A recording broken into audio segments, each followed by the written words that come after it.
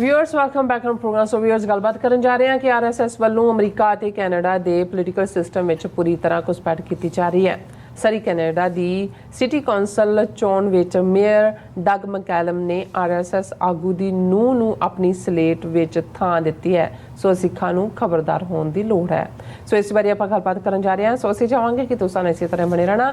देखण सुणने या लिखण लई तुहाडा सब दा बहुत बहुत धन्नवाद जी। डॉक्टर साहब की विचार ने देखो असीं ये गल रिपीटडली और अमरीका कैनेडा ईवन आस्ट्रेलिया के कॉन्टैक्स्ट भी यूके नज़र ही आया कि ऋषि सुनक कित्थे तक पहुँच गया और ऋषि सुनक किस परिवार तो आउंदा है।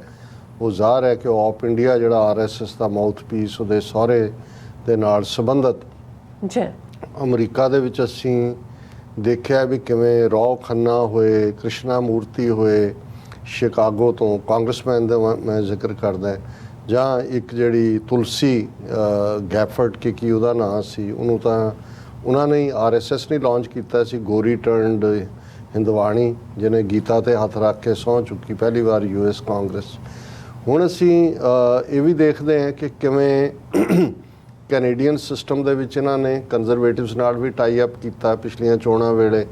जिवें यूके दे विच रातों रात जिन्ने हिंदू तवी सी वो कंजरवेटिव बन गए। अमरीका च असीं देखिया भी ट्रंप ने क्योंकि वो वाइट सुपरामेसिस्ट नाल उन्हां दा समझौता आरएसएस दा सी, इत्थे अब की बार ट्रंप सरकार फिर शुरू हो के जिहड़े इत्थों दे हिंदू तवी सी वो सारे रिपब्लिकन बन गए। नहीं तो हुण इन्हां दा की संबंध हो सकदा। हमेशा ही जिहड़े इंडियन कम्यूनिटी रही है बाई एंड लार्ज पिछले सारे सालां 90% तो ज़्यादा लेबर च रहे ने, यूके च इत्थे डेमोक्रैट रहे ने, कैनेडा दे विच भी लिबरल रहे ने जां थोड़े बहुत एनडीपी दे नाल ब्रिटिश कोलंबिया च रहे। पर तुसीं ये सारी चेंज इसलिए देखते हो क्योंकि आरएसएस की आइडियोलॉजी फिट इत्थों दियां एक्सट्रीम पार्टीज़ दे विच ही बैठती है।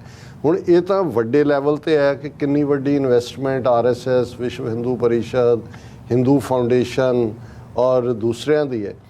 पर लोअर लैवल ते सिटी कौंसल्स, असैंबलीज़ और सैनेट इन्हां दे विच उन्हां दा की रोल है। इत्थे रिचमंड हिल दे विच जैनीफर राजकुमार पहला कौंसल वूमन बनी, हुण वो जिहड़ी है वो पहुंची हुई है असैंबली च और उन्होंने सिखां ने ही सिर ते चुक्या होया सी। और उदों भी जदों उहदा चल रहा सी कैंपेन कुछ नौजवानों ने पॉइंट आउट किया कि भी इहदी जिहड़े डोनर बेस है वो तो कैलीफोर्निया बेस्ड आरएसएस विश्व हिंदू परिषद वाले ने। लेकिन सिखां नूं तां जिहड़ा कोई आके दीवान च सिर ढक के बैठ के एक दा जकारा छड्ड दे उन्होंने पूरा सिर ते चुक्या होया सी। और हुण अज जो गांधी के स्टैचू की वैंडलाइजेशन हुई है जो वो सब तो मूहरे सी ब्लेम करन दे विच और पूरा वो लागू कर रहे सी। हुण मैनूं एक दो ने कहा जी तुसीं ठीक किया सी।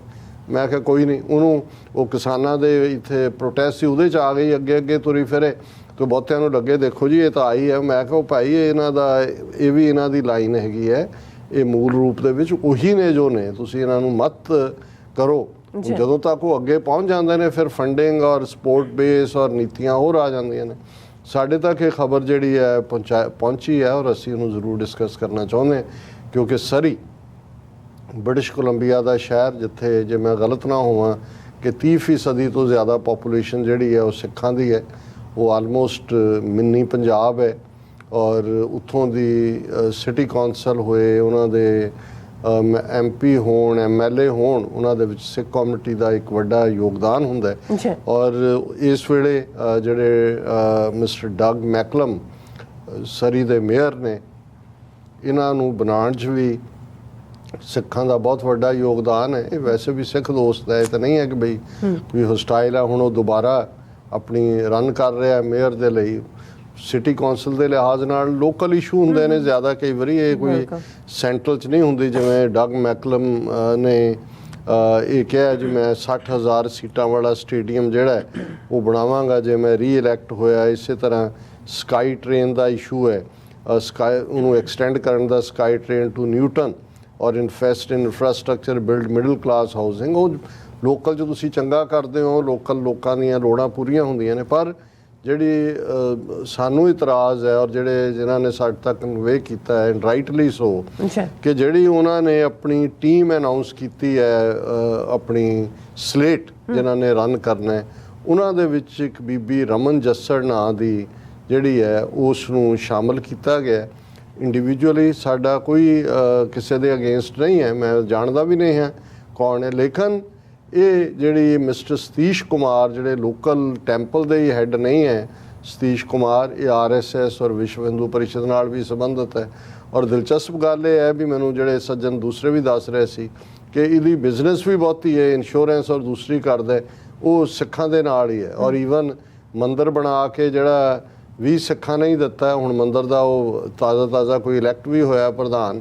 ਔਰ ਦੂਸਰਾ, ਔਰ ਮੈਂ ਤਾਂ ਹਾਲਾਂਕਿ ਉਹਨਾਂ ਨੂੰ ਜੋਕਿੰਗਲੀ ਕਿਹਾ, ਮੈਂ ਕਿਹਾ ਜੀ ਜਿਨ੍ਹਾਂ ਨੇ ਉਹਨੂੰ ਇਲੈਕਟ ਵੀ ਉਹਦੇ 'ਚ ਵੀ ਕਹਿੰਦੇ ਸਿੱਖਾਂ ਨੇ ਮੈਂਬਰਸ਼ਿਪ ਬਣਾ ਕੇ ਦਿੱਤੀ, ਮੈਂ ਕਿਹਾ ਆਪ ਵੀ ਬਣ ਗਏ ਹੋਣੇ ਨੇ, ਕਹਿੰਦੇ ਮੈਂ ਕਿਹਾ ਵੀ ਕਹਿੰਦੇ ਹੋਣੇ ਨੇ ਸਾਲ 2 ਸਾਲ 'ਚ ਕਰਦੇ ਆ ਕਬਜ਼ਾ ਇਹਦੇ 'ਤੇ ਵੀ, ਹੈ ਨਾ। ਲੇਕਿਨ ਕਈ ਵਾਰ ਇਹ ਸਾਨੂੰ ਅੰਦਾਜ਼ਾ ਨਹੀਂ ਹੁੰਦਾ ਵੀ ਅਸੀਂ ਕਿਵੇਂ ਜਿਹੜਾ ਕੀ ਕ੍ਰੀਏਟ ਕਰ ਰਹੇ ਹਾਂ। ਔਰ ਇਹ ਜਿਹੜਾ ਇਹਦੇ ਬਾਰੇ ਕੋਈ ਦੋ ਰਾਵਾਂ ਨਹੀਂ ਕਿ ਸਤੀਸ਼ ਕੁਮਾਰ ਵਿਜ਼ੀਬਲ ਫੇਸ ਹੈ ਸਰੀ ਦੇ ਵਿੱਚ RSS ਔਰ ਵਿਸ਼ਵ ਹਿੰਦੂ ਪਰਿਸ਼ਦ ਦਾ ਅਹੁਦੇਦਾਰ ਜਾਂ ਉਹਨਾਂ ਦਾ ਐਕਟਿਵ ਕਾਰਕੁਨ।